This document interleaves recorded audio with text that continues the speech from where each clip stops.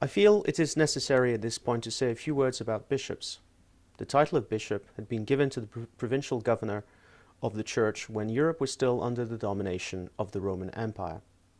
The bishoprics of medieval England, for instance, matched almost exactly the Roman Empire's English provinces. The fact that the English church had not abolished bishops was a problem.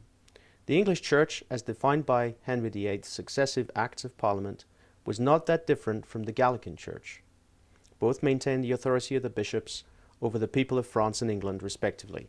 So politically, and here the distinction is important, the English and the French churches were not very different from each other, nor were they particularly new.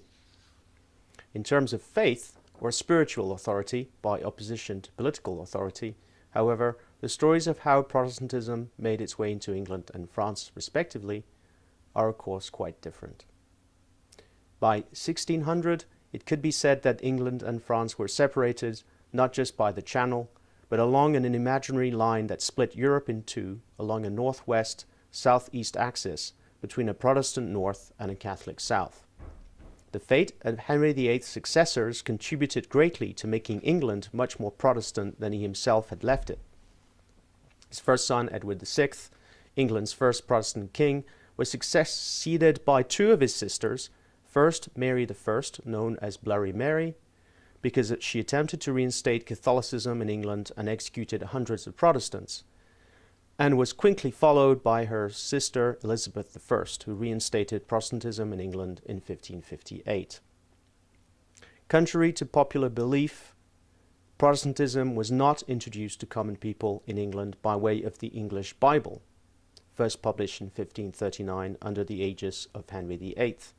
In and by itself, not a particularly Protestant move, as vernacular Bibles had been in existence before. But first, by the first 13 Articles of 1538, the only concession that Henry VIII had made to Protestantism, and then by the Book of Common Prayer, first published under Edward I in 1549.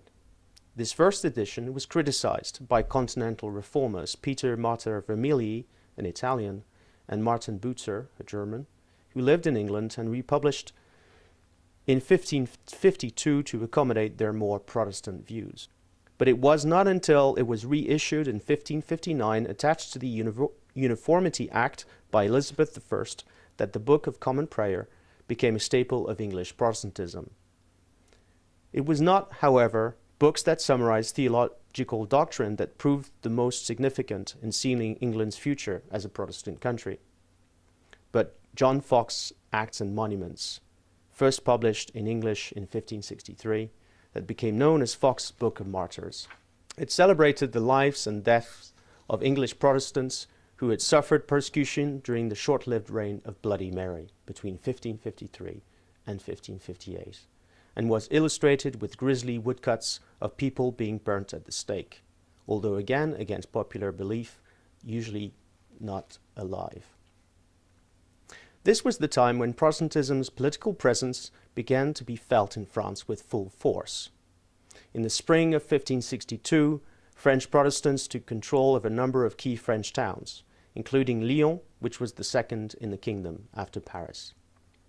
Protestantism had first emerged in France at the same time as the Act of Supremacy was proclaimed in England in 1534, when an attack on the Catholic Mass was pinned to the door of the King's Chamber in the Louvre Palace. This had led King Francis I to withdraw his support for early advocates of a Protestant Reformation in France, patronized by his sister, the Queen of Navarre, and led to the beginning of persecution. Mass exile of French Protestants to Switzerland eventually led John Calvin, who had revised Luther's theology to form a systematic and more radical criticism of the Catholic Church, to take full control of the city of Geneva by 1555. It is to Geneva, amongst other Protestant towns in continental Europe, that English Protestant exiles fled persecution during Bloody Mary's reign. When they came back to England during Elizabeth's reign, they were appalled by the state of the English Church, that they argued was not Protestant enough, chiefly because it maintained the authority of bishops, a reminder of the Roman Catholic Church in England.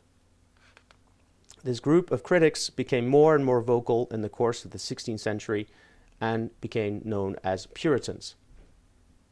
Once more, a comparison between England and France is appropriate, as opinion was split in England between Puritans and Conservatives, while in France it was split between a fully fledged Protestant reform and a French-style Catholic Gallican church. Arguably, both sides of the debate in France were equally opposed to papal supremacy, and like in England, the papacy was seen as the root of all of France's problems. Like what was going on in England, the French were split equally along theological lines that Catholics and Protestants on both sides of the Channel tried to mend by following a via media, a compromise between the two. Compromise was sought with enthusiasm by Catherine de' Medici, mother to 3 kings of France between 1559 and 1589, who issued the Edicts of Pacification, sometimes known as the Edicts of Toleration, throughout the French Wars of Religion. The crowning achievement of this policy was supposed to be a wedding between Catholic Princess Marguerite of Valois, daughter of King Henry I, and sister to 3 French kings, and, on the other side, a Protestant prince, Henry of Navarre, military and political leader of the French Protestants. This wedding, however, served as a prologue to the worst massacre of the French Wars of Religion, the massacre of St. Bartholomew's Day that started in the night of the 24th of August, 1572. This was a turning point that would bring France and England even closer because of the intervention of Europe's first Catholic country, Spain.